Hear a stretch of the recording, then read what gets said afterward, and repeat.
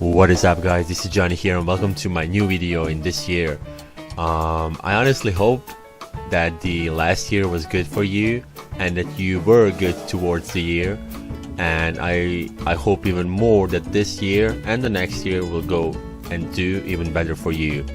And also, in case you think you didn't get anything for Christmas, or maybe some of you actually didn't, I just want to remind you that there are some things that you need to reconsider before thinking this way. I would really like you to check out this video in case you think you don't have anything for Christmas. And in this video we're gonna talk about a little bit something with how and when can you improve the Windows performance, which will also increase some loading times, maybe some frames per second, the boot time of your Windows, and simple things just like that.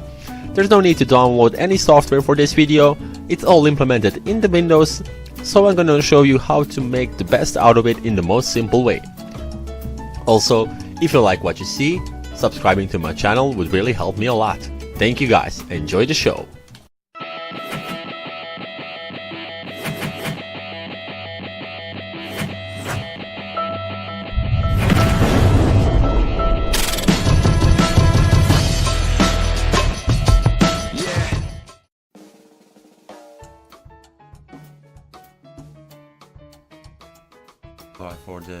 For the first step, we're gonna start by clearing out all the not necessary startup items. So the first thing you gotta do is press on your keyboard Windows plus R button, or you can go to the Start button, press Run, type Run, open it up, and in this window you're gonna type in the msconfig, and you're gonna go to the startup services. So basically in Windows 7 you're gonna have the startup services already here, but if you're running Windows 10 you're gonna have to open up the task manager and you're gonna see the startup section right here. So basically maybe some of you have less, some of you have maybe more items here, but these are all the items that are being run up as you boot up your own Windows system. So some of these programs are really not necessary to be run in the background, and disabling some of these might improve, or will definitely improve, some of the performance and the actual boot time of your own Windows. So I recommend disabling most of these. If you can recognize some of those, you might get something. So I have a program here, I don't know what's this for, I'm just gonna disable it. If you do not use I'm sorry, I'm sick. If you do not use the Microsoft OneDrive, you might disable it also. And we also have another thing, and we're going to remove this one also. And Steam client, if you are not using Steam as much as often as some people do, I also recommend disabling this one because it has a huge, as it says here, startup impact.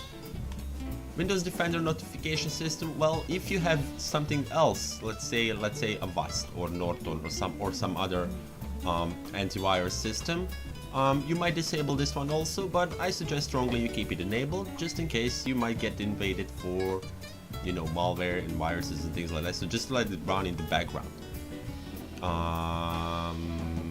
And this one also might improve your BIOS time, so it's all up to you. You can also Google some of the programs you have right here listed, in case you are not familiar, like which programs you actually have to run. So make sure you take notice of this one.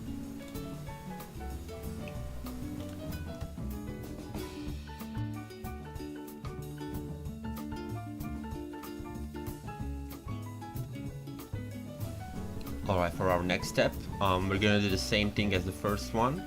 We're gonna go into the MS configuration and we're gonna go to the services tab.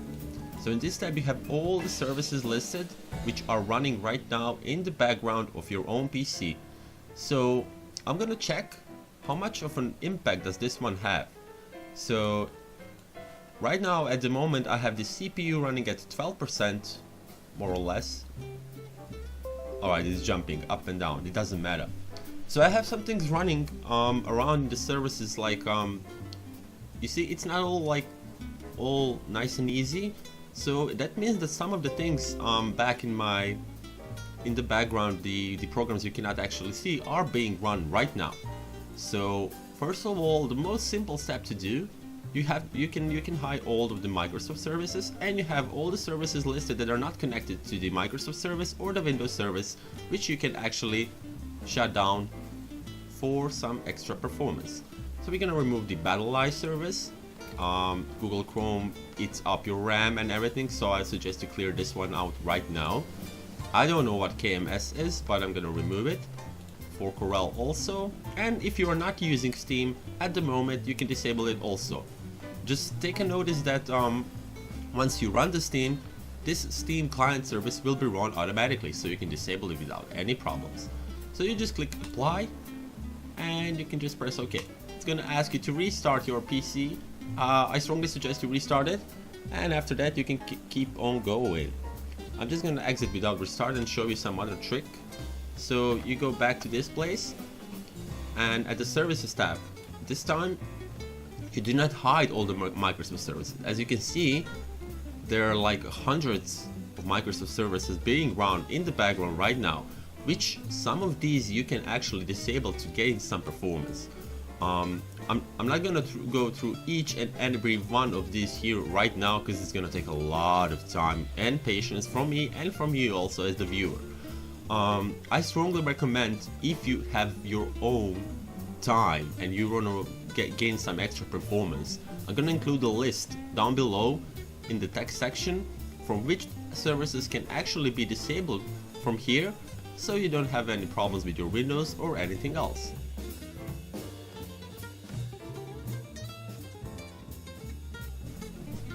Alright, the next thing we're gonna do is something really important. So you're gonna go to your PC. Right, see, here you're gonna have listed all the drives you have. You maybe have more, let's say C, D, E, F or something else. And you're gonna right click to the system and you're gonna open up the properties. So the first thing you can do, you can run the disk cleanup service. The disk cleanup service cleans all of the unnecessary things being compiled on your PC, running in the background, taking up all the extra system storage you might actually need someday. So I suggest you can check mark all of these, and you can also, with this, you get some extra space. So as you can see, in my case, I get like 3 gigabytes extra. Well, in this amount of the space, I have like 2 terabytes. This is not something that's irrelevant for me. But maybe someday, like if you don't run this thing ever, like you might get at least like 30 to 40 gigabytes free. So for example, if you have like let's say 200 gigabytes or maybe 400 gigabytes hard drive, clearing out this space might be of great importance to you. So all you have to do is check the boxes, press OK, and then you just let Windows do whatever it has to do. It's gonna release the free space for you without deleting any necessary things you might actually use one day. And that's it.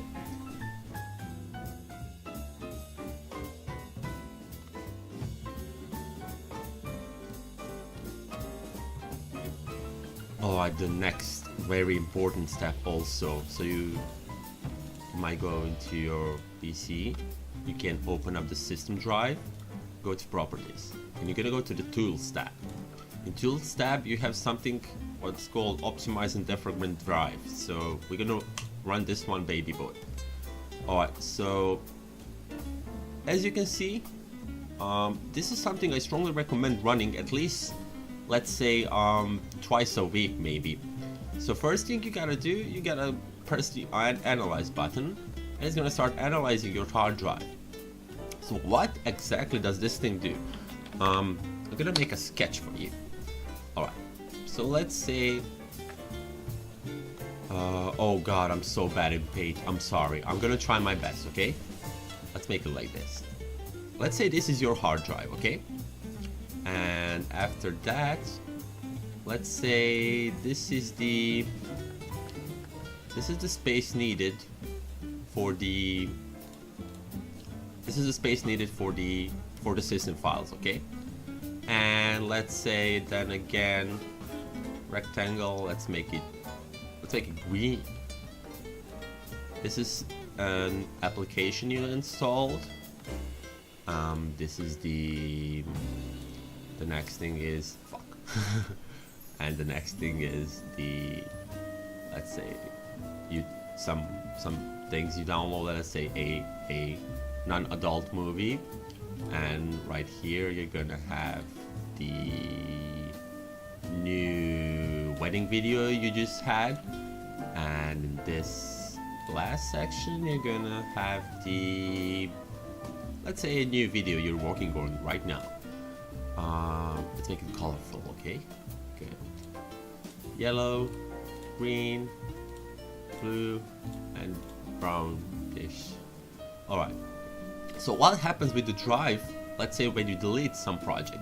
So we're gonna remove, is it this one? Yeah. We're gonna, let's say we remove this one, okay? And this is your hard drive. So you have right now all the organized files, but you have a gap in the middle.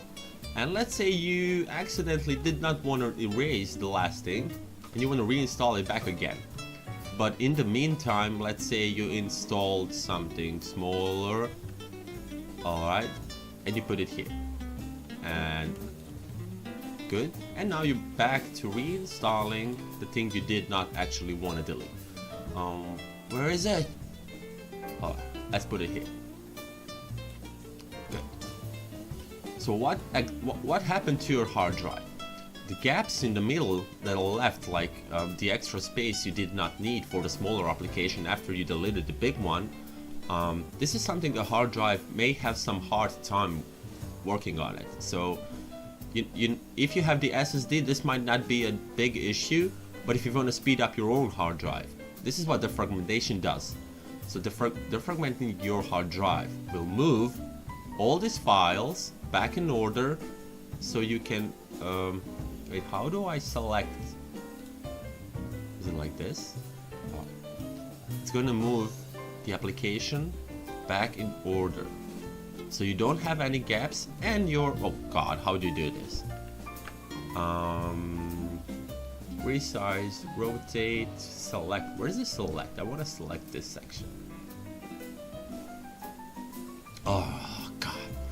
Right, so here's what it's gonna do. I'm sorry about it. I'm really sorry about it. This is so embarrassing. It's gonna move this application back to this space. Good color. Good. Let's paint it back. And the application you've actually had, I think it was this one, is gonna move her right back here. 1, 2, 3, and we're gonna use the colorful, painting it white. No! Sweet mother of Jesus. Alright? Or something like this, right? Right, guys? Alright. So, it's gonna fill out all the gaps you have in your hard drive, because every time you access something in your hard drive, the mechanical hand that operates the hard has to move left, right, read and write. It's your speed through which your hard drive actually does it. So this one, that's defragmenting your drive, will put all the things back in its order. So I suggest strongly running this at least once in 3 months. You can do it more often, but it's gonna greatly improve your hard drive read and write speed, and also might speed up some loading times in your PC games.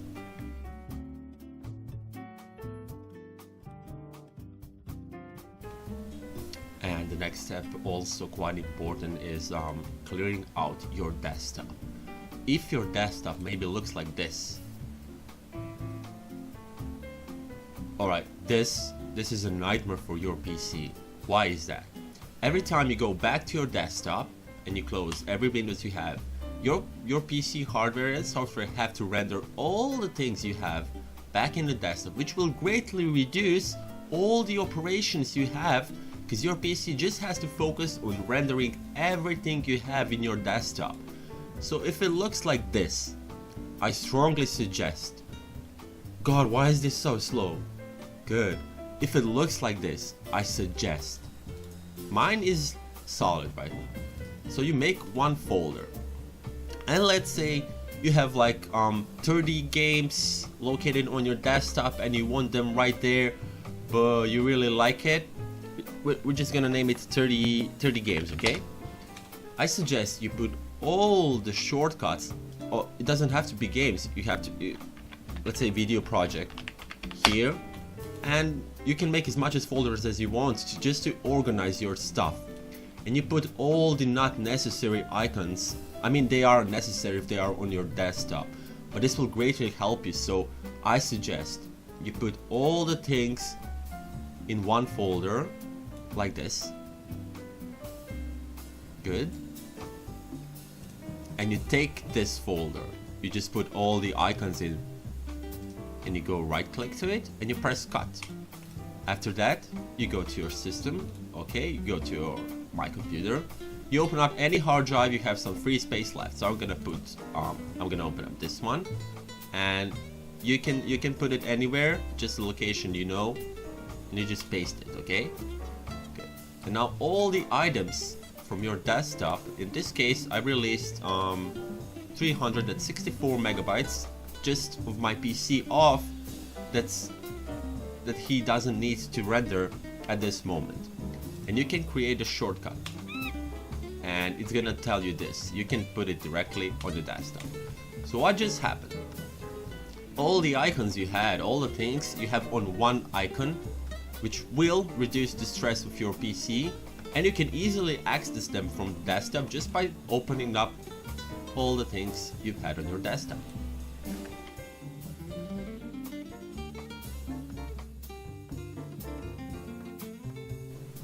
And the last step, this one will be quite simple. So I suggest you open up the Start Manager. It's by right clicking on the taskbar near the Windows. You're gonna see the Task Manager. It works the same in Windows Vista, Windows 7, Windows 10. And you're gonna go to the Process step. Okay, so you can, by clicking in any of these, you can align them like with anything that's using your PC. For in this case, let's say we're gonna align the applications that use up most of my memory. So in this case I have a lot of things listed here, but the first one is the Skype. Skype is using like 140-ish megabytes of RAM from my memory, and I don't actually recall when was the last time I used it. So you can right click on the application you do not use, but it uses your resources, and you can just press the End Task button. And that's it, you just got at least 130 megabytes of RAM for free. So you can do this with any application you know you're not using. I don't need Cortana. I don't need Cloud. I don't need Bootstrap. I don't need Why You're Still Here. I don't need Superfetch.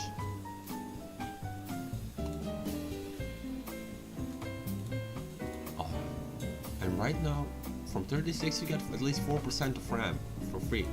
In Performance tab, this might be something that some extra game might ask for you, for that extra sweet memory usage of RAM that game actually needs.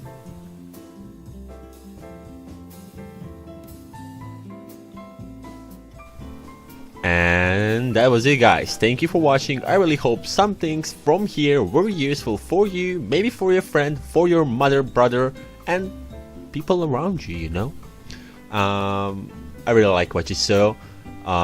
Any questions, suggestions, and comments, good or bad, put them down in the comment section.